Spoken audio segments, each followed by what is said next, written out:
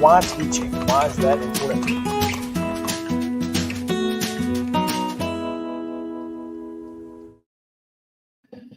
Good morning and welcome to Mornings on Main Street, Southern Middle Tennessee. I'm Chris Yao, and well, the weather outside is frightful, or at least the roads for the most part in and around Southern Middle Tennessee. But of course, we are bringing you the latest news, headlines, events, and more from around the region on the show. So glad to have you guys with us and looking forward to telling you about all of the things that are happening in your communities. Right now, we're going to get you to this week's headlines on the Wrap.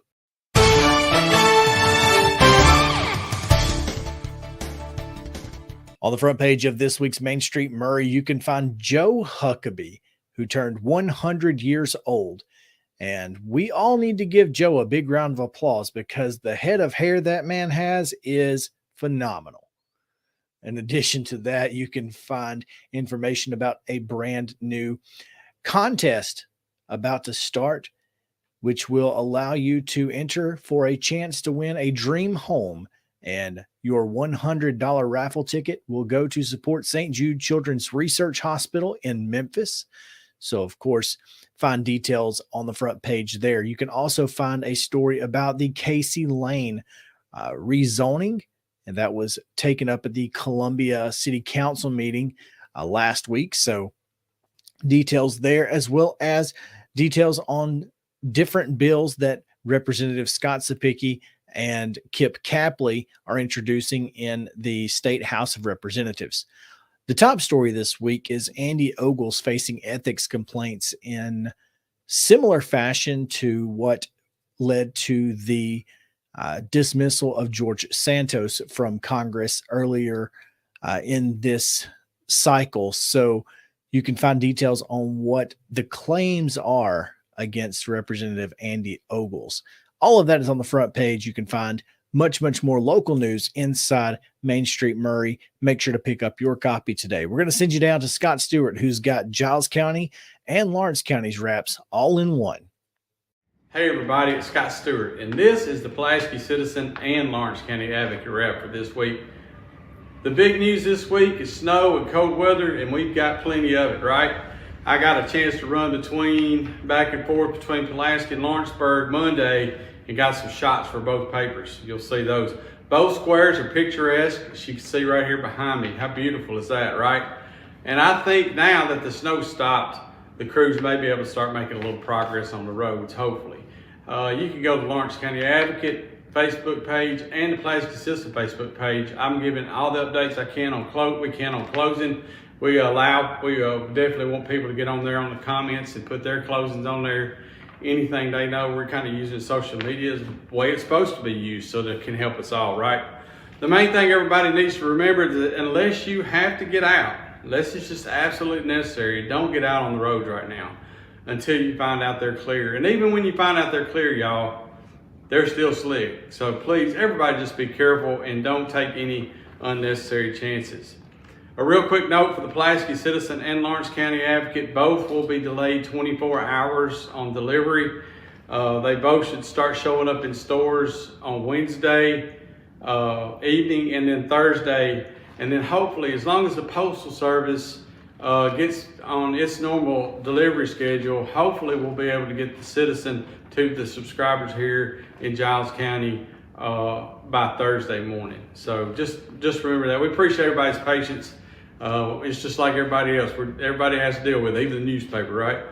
So on the front of the Advocate this week, a Lawrenceburg industrial site has received select site status from the state. So go ahead and check that out. LUS is discussing the possibility of a rate adjustment, and you need to read that because there's a lot of information about it, why they're even talking about it. So please read that. Voter registration deadline is February 5th if you plan on voting in the March 5th primary. And there's snow pictures from Lawrence County. Like I said, I got to drive over there.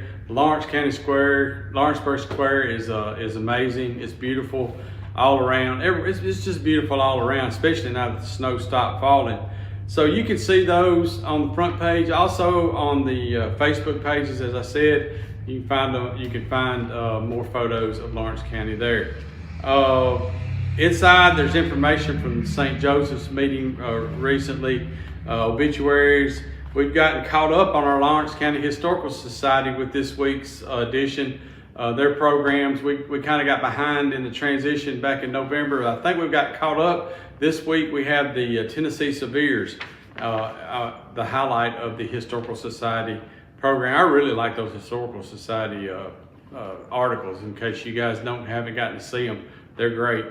As always, there's puzzles and comics, there's town criers, update from Senator Paige Wally, and 3 pages of local high school basketball action from last week. Now let me tell you something, you're not going to get the kind of in-depth coverage of all of our local high schools basketball teams that you get from Lawrence County Advocate. That includes articles and photos. You're just going to have a hard time beating our ability to cover our local high school, your favorite teams. For the Pulaski Citizen this week, we've got Tracy Harris as our Citizen Spotlight. He takes his spot of honor right there, front and center, top of the page of the front page this week. As far as news goes, it's pretty much the same as Lawrence County over here. Snow, and plenty of it. We got some great photos that people have been sharing on our Facebook page, and we snagged a couple of those, and we've actually got them on the front page. My 2 favorite is the Dalmatians in the snow, and one of the other favorites that I have that's not on Facebook, but it's on the front page of the paper, is Mayor J.J. Brindley, Pulaski Mayor J.J. Brindley on a snowmobile in front of the courthouse. I mean, how many times are you gonna get that picture, right? So anyway, that's what we have on the front page as far as pictures go. You'll have to tell us what your favorite is. Also, don't forget to use our Facebook page to share your pictures. You never know when we might snag one and put it on the page, on the front page. The County Commission has moved its meeting that was supposed to be Tuesday of this week to Monday of next week. And top among those things that they're going to be discussing is the Bridgeforth Middle School renovations and upgrades project and how to pay for it. There's actually a little bit more information about that than there was last week, because they've had a meeting since then. They have 2 committees that have now recommended that they pass the bond issue of $8.7 million. So make sure you pick that up and read it. I've got a pretty thorough breakdown of all that they're supposed to deal with. That is coming up 9 o'clock Monday morning right here in the Giles County Courthouse. And we will have it live on Pulaski Citizen Live if you cannot make it. We've got an article on the most recent Board of Mayor and Alderman, Pulaski Board of Mayor and Alderman meeting. We got Giles Pass highlighting Oddfellows Hall this week, a ribbon cutting for Hood Automotive, senior citizens happenings. We got obituaries, backward glances, property transfers, general sessions court docket, church page, community briefs, funny games, all the things you come to love about the Pulaski Citizen.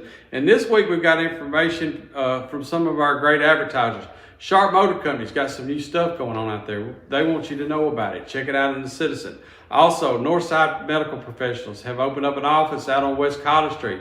They want to introduce themselves as well, let you guys know where they are and what they're doing. And we got a reminder from MTSU right there on the front page, at the bottom of the front page, to not forget about them when your kid's looking at where they want to go, or anybody's looking to where they want to go and get their extended education. So we've got something for everybody in the Pulaski Citizen Lawrence County Advocate. Start looking for them Wednesday evening and Thursday in the markets, and hopefully by Thursday we'll have the subscribers for the Pulaski Citizen will have their newspapers in their mailboxes. So everybody, please remember to stay safe. And if you don't have to get out, don't. And if you do have to get out, and even if you think the road's clear, don't trust it, it's not. Just take my word for it. The temperatures are going to remain low, and the roads are going to still be treacherous. Some of the back roads, we all know, they won't thaw up until summertime, right? Hey, and also I want to say right now, thank you to all of our utility workers, our emergency responders, and our medical people who are out here in this doing what they have to do to keep us with our water and our gas and our electricity. They're out there whenever we need help. As far as emergency responders, they're coming to us. They're getting us to the hospital where these medical personnel have been braving all these conditions to make sure they're there for us. Thank you to those guys. Back to you, Chris. Having a good, confident smile and being able to portray that positivity to others is really helpful. A professional family atmosphere is what we get every time we come here. Our hygienists do a better job at kind of assessing mouths and coming up with plans than most dentists do. They're very kind and they're very aware of other people. I think if there's things that I would want you to leave here with, I want you to feel like you were heard, that we listened to you, and I want you to feel like that your concerns were addressed. Piggly Wiggly, located in Neely's Mill Shopping Center, is Columbia's locally owned and operated Cost Plus 10 grocery store dedicated to serving the community with low prices and smiling faces. Piggly Wiggly offers fresh, hand-cut meats daily as well as daily hot plate lunches from their deli counter. You're certain to see smiling faces and a helping hand when you're here at Piggly Wiggly. Come by and check out our fresh produce, high-quality meats, and more. Down home, down the street, we'll see you at the Pig. Hello and welcome back to Mornings on Main Street. I am Olivia Adams and I am here at Fire Station number 1 in Columbia, where the Columbia City Council recently approved nearly $5 million in renovations and an expansion. And who better to talk to about that than Columbia Fire Chief Ty Cobb and Deputy Chief Nick Brown. Well, thank you for talking with us this morning. Can you tell our viewers a little bit about the renovations and what to expect? Well, Olivia, you can expect a lot. First, we're very excited about this renovation and expansion of Fire Station 1. This station was built in 1977-78 to house fire companies. The city has grown so much since then, and we've been planning and working towards this renovation and expansion for several years now. It's been a long time coming. We're very excited about it. So how did the project originally start? So as the city has grown and our services continue to expand, and we have 5 divisions. We have administrative, suppression, emergency management, fire inspection division, suppression division. There's a lot of services that are provided to Columbia, from Columbia Fire and Rescue to the city of Columbia, and we knew we needed more room. We also have more females working here now than ever. The department is very diverse and continues to reflect the community it serves. And this expansion and renovation is going to put us more in modern times. We'll have separation for male and female dormitories. We'll have an upgraded kitchen with hood suppression system and be up to code. And that's very important for us. So right now, everything is being moved this month, the month of January. Administrative offices are moving to Firefighters Drive out behind Howell Elementary School off Bear Creek Pike. So anybody needing any reports or anything would need to come to that station. That will be temporary for the next 12 to 14 months. Station 1 that's getting remodeled will still have a fire company here to protect the downtown area. I think that's very important that our citizens know that.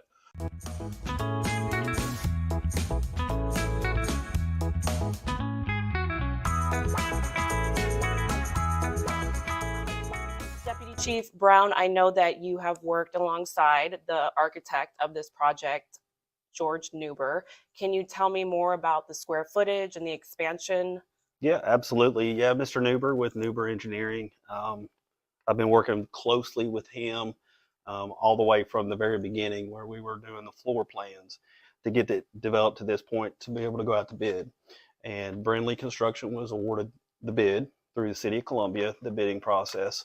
And Mr. Neuber and I have been emailing back and forth on every little detail, all the way down to what doorknobs we're going to be putting in there. It's a lot of information, a lot of preparing, but as long as we can prepare right now, it's going to make this flow so much smoother as we start the process. Olivia, we're really excited that George Neuber is the architect. George is local. He knows the community. He knows the wants and needs that we need here for this fire station. So in working together with him over the last 2 years of designing and planning and seeing what we needed and how we needed to expand, he was able to put that all together. He's done a great job with that. He's passionate about the community And that's what's been very special in this project, is that this fire station expansion and renovation will meet the needs of Columbia for the next 15, 20, 25 years. What are some changes that we can see with the improvements that are coming? So one of the things that I'm most excited about is the infrastructure. So currently we have about 13,000 square feet of area, and we're going to be, after the remodel is complete, we're going to have 17,000 square feet. So we're adding quite a bit during the remodel. Some of that infrastructure is going to be updated living areas, common areas for the firefighters to relax, and we're also adding a training room.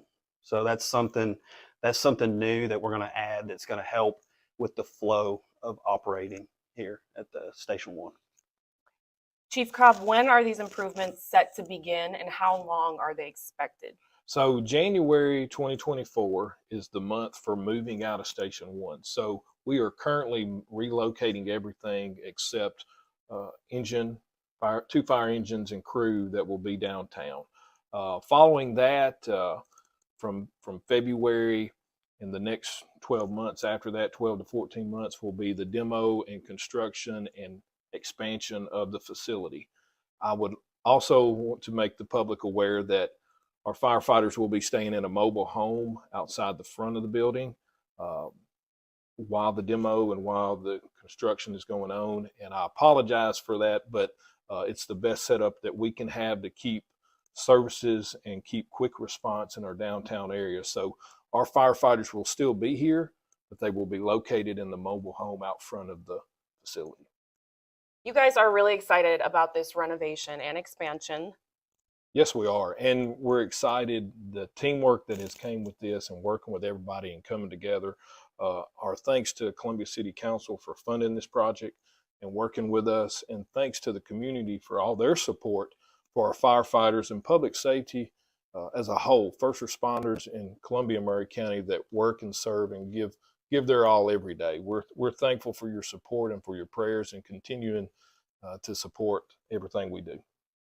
Well, thank you so much, Chief Cobb and Deputy Chief Brown, taking the time to speak with us this morning, and we'll be right back.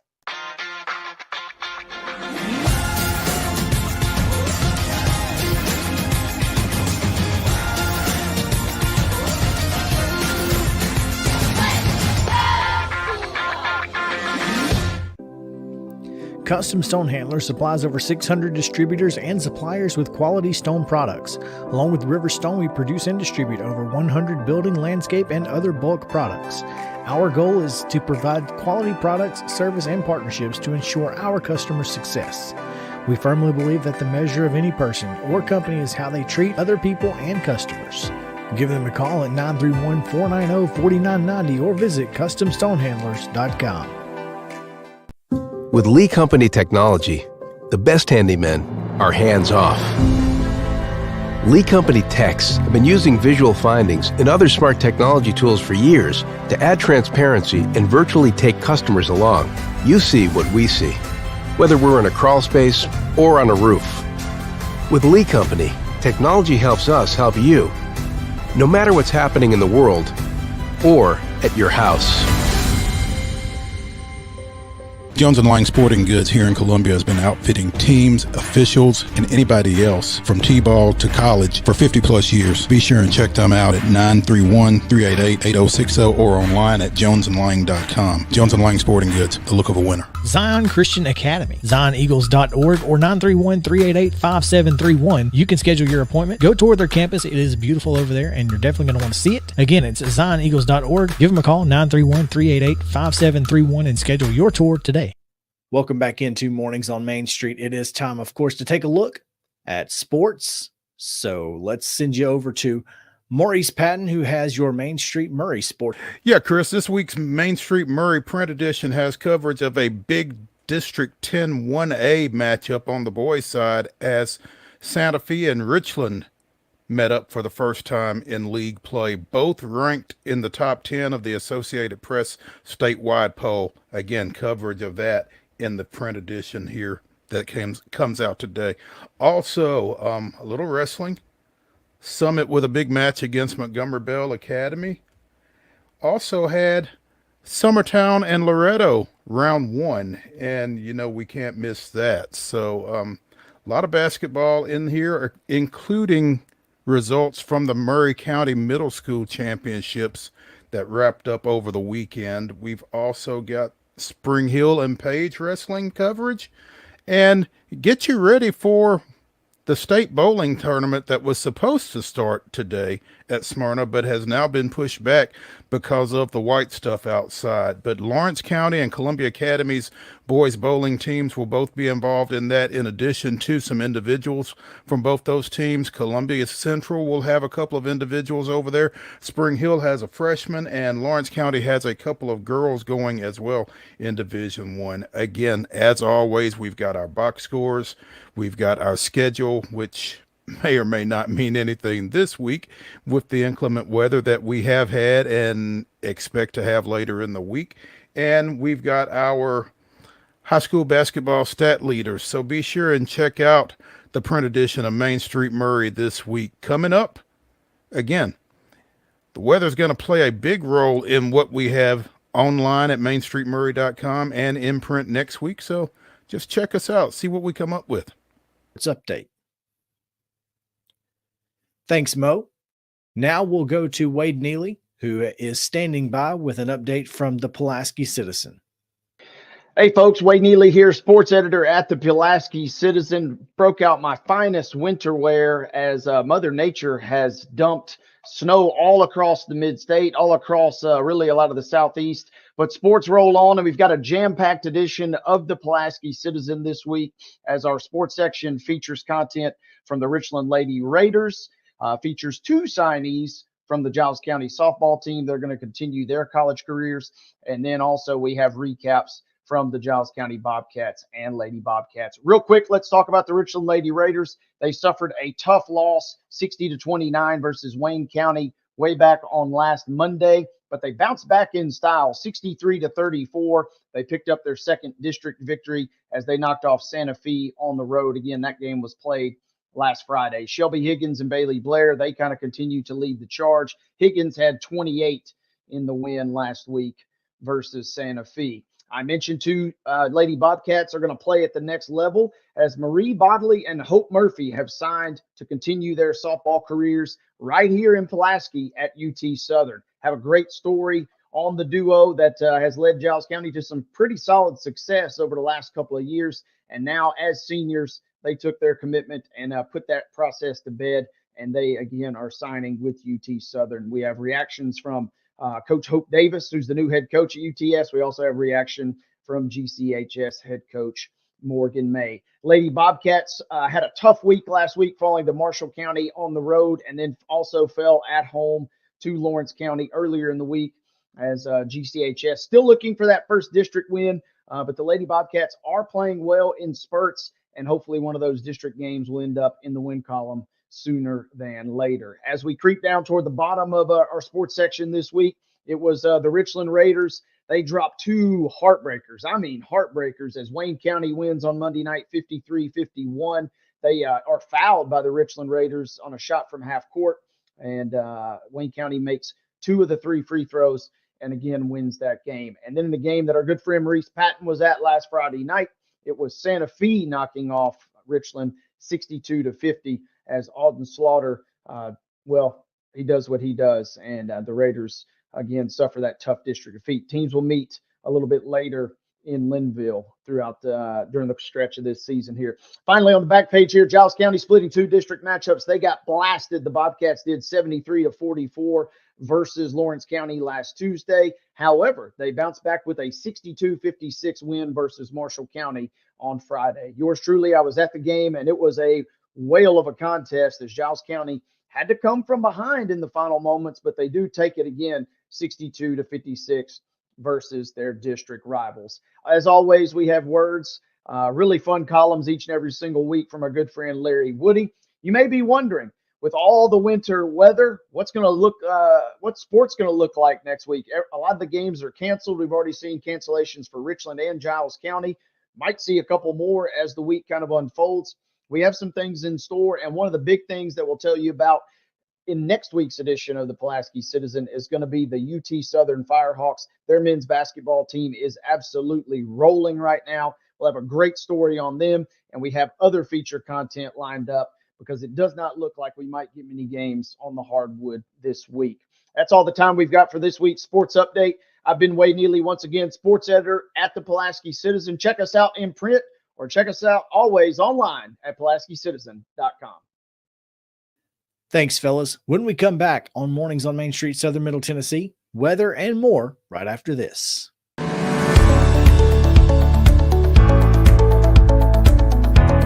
They have always met wildest expectations as far as taking care of my teeth and my health. You know, teeth health is very important now to your heart. And I told him one day, I said, I'd love to have nice teeth and nice hair. And he said, well, I can take care of the teeth, but I can't take care of the hair. And I said, you can make my teeth? He said, yeah. I said, well, let's go for it. And he did. And I have been tremendously pleased. Dr. Hart, if you need him at night, he's here. This staff here will take care of you 24/7. You don't have to worry about, I can't get a hold of my dentist, my tooth's hurting. No, they will be here for you. And if I could get Dr. Hart to take that same artistry that he has and grow hair, then he would be double rich.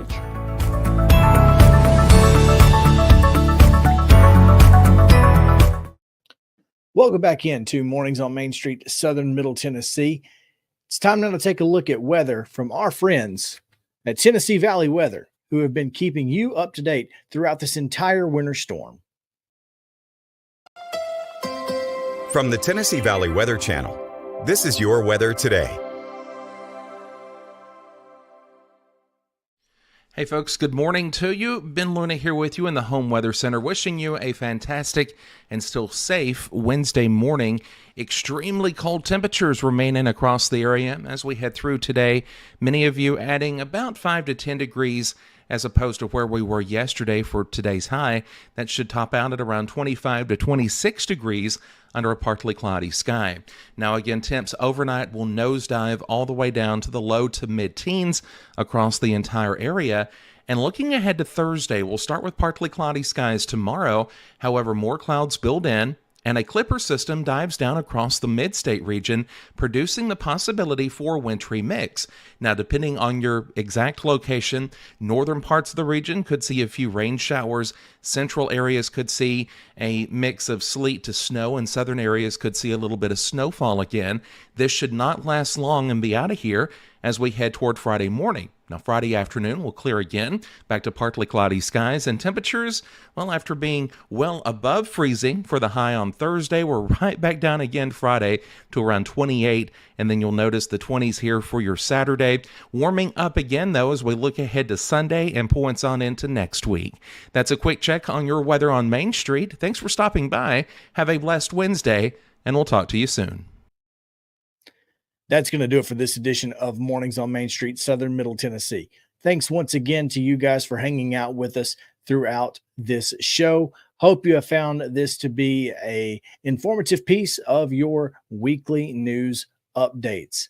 Once again, we'll be back on Wednesday on Main Street Media Television on your iOS or Android device. Download the app today. You can also download the Main Street Media app, which will allow you to see the print stories that are on our websites as well. Both of those apps are available on iOS and Android devices. Of course, Main Street Media Television is available on Roku, Apple, Fire Stick, and more. So please make sure to download your apps. See us on Wednesday on our social media channels and, of course, the Main Street Media Television app. Until then, I'm Chris Yao saying have a great week. We'll see you then.